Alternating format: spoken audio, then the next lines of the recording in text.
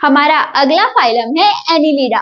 Now Annelida आता है Latin word से, जिसका जो होता है एन्युलस यानी कि रिंग्स, ठीक है। तो जैसे हमारा केंचुआ होता है ना अर्थवर्म, उसकी बॉडी में किससे रिंग्स होती है, देखा केंचुआ कैसा दिखता है, ring ring ring ring rings होती है ना, सेगमेंटेड बॉडी होती है उसकी। तो अर्थवर्म किस में आता है, एनिलिडा फाइलम में आता है, ठीक है। तो एनिलिडा में सारे वो ऑर्गेनिजम्स आते हैं जिनकी बॉडी में क्या होती है, रिंग्स होती है, या जिसकी बॉडी कैसी होती है, सेगमेंटेड होती है। नाउ एनिलिडा का कॉमन नेम क्या है, रिंगवॉर्म, ठीक है। हैबिट और हैबिटेट, ये एक्वेटिक भी हो सकते हैं और टेरेस्ट्रियल भी हो सकते हैं, फ्री लिविंग भी हो सकते हैं, यानी कि जैसे केंचुआ होता है वो होस्ट के ऊपर थोड़ी ना चिपक के उसका खून चूसता है ना, या उसका न्यूट्रिशन डिराइव करता है। तो वो क्या है, अपने आप एनवायरनमेंट में रहता है और अपना खाना पीना वहीं से जुगाड़ कर लेता है।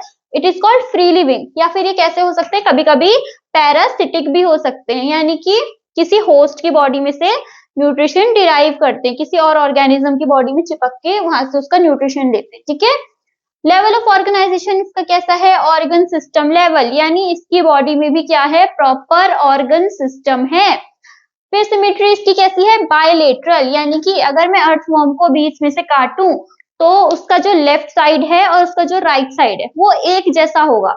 जैसे हमारा भी लेफ्ट साइड और राइट साइड एक जैसा होगा अगर हमें बीच में से काट दिया जाए, एक आंख इस तरफ, एक आंख इस तरफ, एक हाथ इस तरफ, एक हाथ इस तरफ, है ना। तो equal right and left halfs में डिवाइड हो जाती है बॉडी, तो उसको हम क्या कहते हैं, बायलेटरल। फिर इसकी जर्म लेयर कैसी होती है, ट्रिप्लोब्लास्टिक, यानी कि जब ये बन रहा होता है इसका एम्ब्रियो, या जब ये डेवलप हो रहा होता है तो इसके जो सेल्स होते हैं वो तीन लेयर्स में डिवाइड हो जाते हैं, एक्टोडर्म, एंडोडर्म एंड मेसोडर्म में, ठीक है। सीलोम इसका कैसा है, सीलोमेट, अब ये पहली बार हुआ है ये सीलोमेट। इससे पहले जो हमारे राउंड वर्म्स थे वो कैसे थे, स्यूडोसीलोमेट थे। ये कैसे हैं, सीलोमेट, यानी कि इसकी जो बॉडी कैविटी है वो कैसी होती है, सराउंडेड बाय मेसोडर्म, ठीक है। ये मेसोडर्म और इसकी बॉडी कैविटी, इसके जो बॉडी का खाली स्पेस है। तो सीलोम कैसा होता है, सीलोमेट्स होते हैं ये। सेगमेंटेशन, इसमें कैसी हमें सेगमेंटेशन कैसी होती है, मेटामेरिक सेगमेंटेशन, यानी कि इसकी जो बॉडी है वो हमें दिखता है कि सेगमेंटेड, ठीक है। जो सेगमेंट्स है वो रिपीट होते हैं कुछ टाइम इंटरवल में, यहाँ पे कुछ सेगमेंट है, कुछ ऑर्गन होगा वो यहाँ पर भी कहीं पर होगा, ठीक है। तो ऐसा जो सेगमेंटेशन होता है उसको हम क्या बोलते हैं, मेटामेरिक सेगमेंटेशन, जिसमें क्या होते हैं, सेगमेंट्स रिपीट होते हैं। फिर जो बॉडी सरफेस है वो सेगमेंट्स में मार्क्ड होते हैं, जो हमें पता ही है अर्थवर्म बॉडी कैसी है, सेगमेंट सेगमेंट सेगमेंट्स, पार्ट्स में, हिस्सों में डिवाइडेड है, रिंग्स रिंग्स रिंग रिंग्स में, है ना। तो it is body is marked into segments. Circulatory system होता है इसका closed type. Closed circulatory system क्या होता है, जैसे हमारी बॉडी में नर्व्स में खून जब दौड़ता है, ठीक है, नर्व्स होते हैं यानी कि इसकी बॉडी में, पहली बार हुआ है ना क्लोज टाइप सर्कुलेटरी सिस्टम भी। सर्कुलेटरी सिस्टम कैसा होता है, क्लोज टाइप, यानी कि इसका जो ब्लड है वो नर्व्स में बहता है, ठीक है, नसों में बहता है। देन लोकोमोशन, चलता कैसे है ये, इसकी बॉडी में होते हैं मसल्स, कैसे मसल्स होते हैं, लॉन्गिट्यूडनल मसल्स, लंबे इस तरह से लॉन्गिट्यूडनल मसल्स, एंड सर्कुलर ऐसे गोल गोल मसल्स होते हैं, जिनकी मदद से ये क्या करता है, लोकोमोट कर पाता है, मूव कर पाता है, इधर उधर जा पाता है।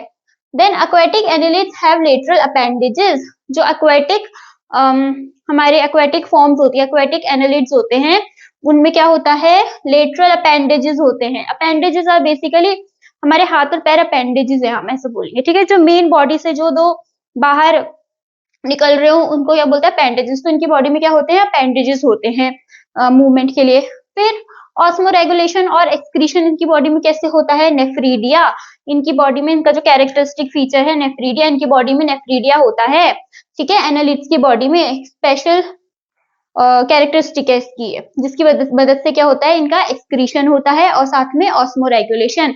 अगेन ऑस्मोरेगुलेशन क्या होता है, ऑस्मोरेगुलेशन हमारी बॉडी में जो आयंस का कॉन्सेंट्रेशन है, जो वाटर कॉन्सेंट्रेशन है वो मेंटेन करने के लिए जो प्रोसेस होता है उसको बोलते हैं ऑस्मोरेगुलेशन, ठीक है।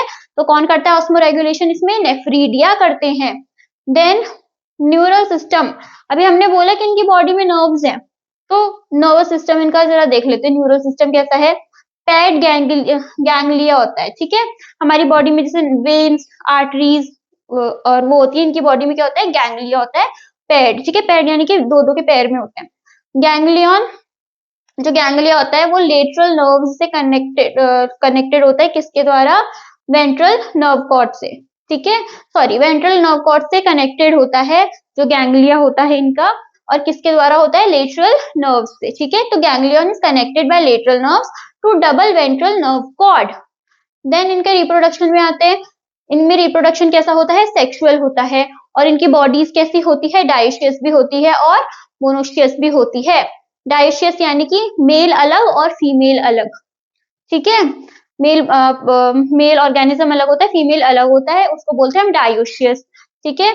या फिर कैसी होती है? मोनोशियस, यानी कि एक ही में क्या होगा? मेल सिस्टम भी होगा और फीमेल सिस्टम भी होगा, तो उसको क्या बोलते हैं? मोनोशियस। जैसे हमारा अर्थवॉर्म, जो अर्थवॉर्म होता है हमारा, उसके अंदर फीमेल रिप्रोडक्टिव सिस्टम भी होता है और मेल रिप्रोडक्टिव सिस्टम भी होता है। तो और हमारा जो लीच होता है वो भी कैसे होते हैं? मोनोशियस होते हैं, यानी एक ही में क्या होते हैं? दोनों सिस्टम्स मिल जाते हैं हमको। अब आते हैं हम इसके एग्जाम्पल्स पे। एग्जाम्पल्स क्या है इसके? नेरीज, फेरिटीमा, जिसका कॉमन नेम क्या है? Earthworm, Hirudinaria, blood sucking Leach, ठीक है। और एनसीईआरटी में हमको ये दो डायग्राम दे रखे हैं, एनेरीज का है और हिरुडिनेरिया का है। तो ये हो गया हमारा क्या? Annelida complete. तो हमारे वर्म्स तीन तरह के थे। कौन से थे? एक थे हमारे फ्लैट वर्म्स, जो होते बिल्कुल चपटे स्केल के जैसे। फिर थे हमारे राउंड वर्म्स, है ना, उसको वो कैसे थे?